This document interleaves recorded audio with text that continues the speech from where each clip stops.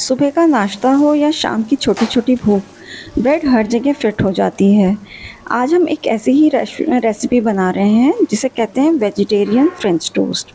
वैसे तो French toast जो होता है एग से बनता है, लेकिन जब से मैं ससुराल में आई हूँ तो मैंने इसे ये बनते हुए देखा है और इसका नाम वेजिटेरियन फ्रेंच टोस्ट ही सुना है। और अगर देसी भाषा भाषा में इसको कहें तो ये है चपेटे। अगर आपके यहाँ भी ये रेसिपी बनती है तो प्लीज़ कमेंट बॉक्स में मुझे अपने इसका नाम लिख के बताइएगा कि आपके यहाँ क्या कहते हैं। ये रेसिपी आपको बहुत पसंद आने वाली है। एकदम क्रंची रेसिपी होती है, फुल ऑफ फाइबर होती है और इसमें बहुत कैल्शियम भी होता है क्योंकि हम इसमें मलाई डाल रहे हैं और सूजी भी डाल रहे हैं। और काफ़ी सारी सब्जियां होती हैं, बच्चों को खिलाने में भी हमें आनंद आएगा। तो ये बिल्कुल परफेक्ट रेसिपी है, चाहे तो आप इसे ऑफिस लेके जाइए या फिर बच्चों को टिफ़िन में दीजिए। एकदम हिट रेसिपी रहेगी। तो इसे बनाने के लिए सबसे पहले हम लेंगे एक बड़ा सा मिक्सिंग बोल और उसमें डाल देंगे 1 कप सूजी। कप आप कोई भी ले सकते हैं, अपने घर की कोई भी एक कटोरी ले लीजिए और उसी से सारा मेजरमेंट कर लीजिए। तो 1 कप सूजी के बाद हमने इसमें 1 कप मलाई डाल दी है। मलाई जो है वो बहुत पुरानी नहीं होनी चाहिए, 1 दिन या 2 दिन पुरानी ही मलाई हो। अब हम इन दोनों को अच्छी तरह से मिक्स कर देंगे और 10 मिनट के लिए ढक कर रख देंगे। तो फ्रेंड्स, मेरी आपसे रिक्वेस्ट है कि अगर आपको मेरी ये रेसिपी पसंद आती है तो प्लीज़ मेरे चैनल को लाइक शेयर सब्सक्राइब ज़रूर से कीजिएगा। Thank you.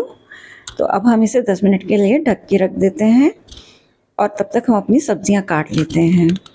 तो देखते हैं 10 मिनट के बाद कि सूजी ने ना सारा मॉइस्चर सोक कर लिया है और दोनों एक सार हो गए हैं। अब हमें पता नहीं लग रहा है कि मलाई कहाँ है और सूजी कहाँ है। दोनों एक सार हो चुके हैं। अब हम इसे चम्मच की मदद से थोड़ा सा खोल देंगे। आपको भी लग रहा होगा कि ये बहुत ड्राई है, लेकिन जब हम इसमें सब्जियां डालेंगे ना तो उसके मॉइस्चर से इसका बैटर बिल्कुल सही हो जाएगा। अब मैंने एक बड़ा प्याज काट लिया है, 3 टमाटर लिए हैं जो कि मीडियम साइज़ के थे, 2 शिमला मिर्च ली हैं मीडियम साइज़ की और एक पतली लंबी तीखी हरी मिर्च ली है। अब हम इसमें शिमला मिर्च और टमाटर मिला देते हैं।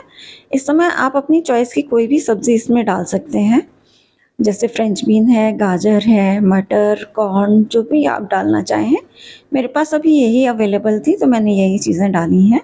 जितनी ज़्यादा आप सब्जियां डालेंगे उतना ही ये कलरफुल बनेगा और पौष्टिक भी रहेगा। तो अभी मैं प्याज नहीं डाल रही हूँ, बाकी सब्जियां डाल देती हूँ क्योंकि प्याज मेरी सासू माँ नहीं खाती हैं कच्चा, उनको अच्छा नहीं लगता मुंह में आता हुआ।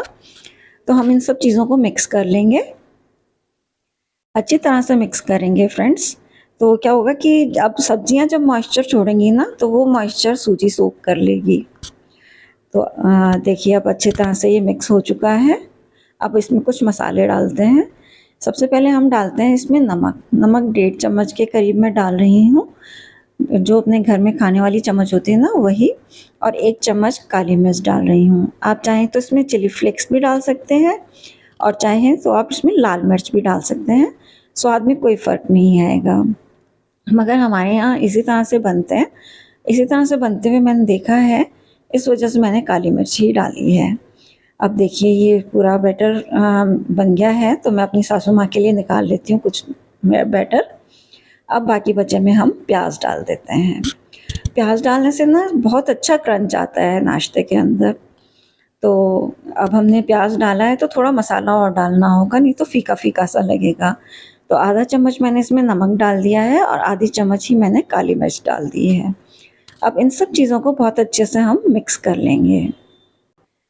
अब आप देख पा रहे होंगे कि बैटर अब ना तो बहुत पतला है ना ही गाढ़ा है, ये आराम से हम अपनी ब्रेड पे लगा सकते हैं। तो चलिए अब हम चलते हैं गैस की तरफ और वहाँ पे हम रख देते हैं एक तवा।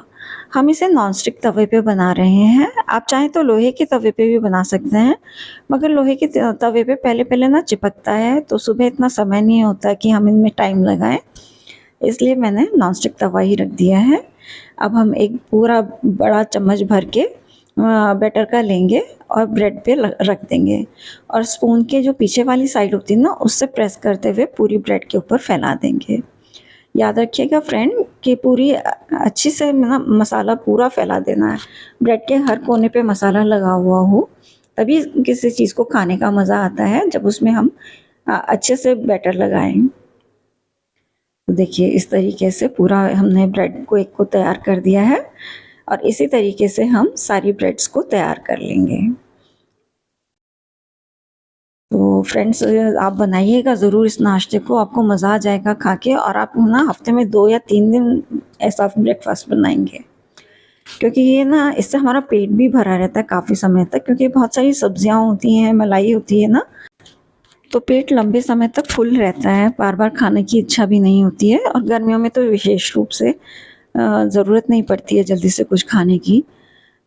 अब इस तरह से हमने जहाँ पे जिस तरफ बैटर लगाया ना उस वाले साइड को हम नीचे की तरफ रखेंगे और तवे पे मैंने हल्का सा बटर लगा दिया है। वैसे तो बटर लगाने की ज़रूरत नहीं है क्योंकि मलाई में फ़ैट काफ़ी होता है, लेकिन क्या होता है कि एक बटर का फ्लेवर होता है ना, वो बहुत अच्छा लगता है, इसलिए थोड़ा सा बटर आप डाल दीजिए और फिर ना इस तरह से दबा दबा के ब्रेड को सेकिए ताकि जो बैटर है वो ब्रेड के साथ चिपक जाए।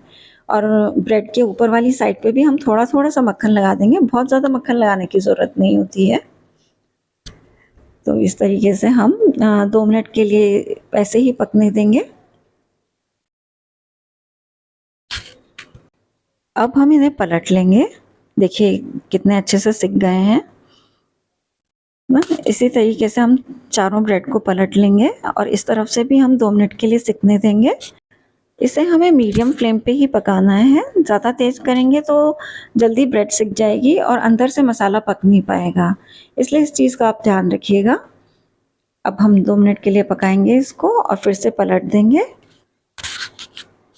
चलिए अब पलटते हैं हम इन्हें, काफ़ी देर हो गई इनको पकते हुए।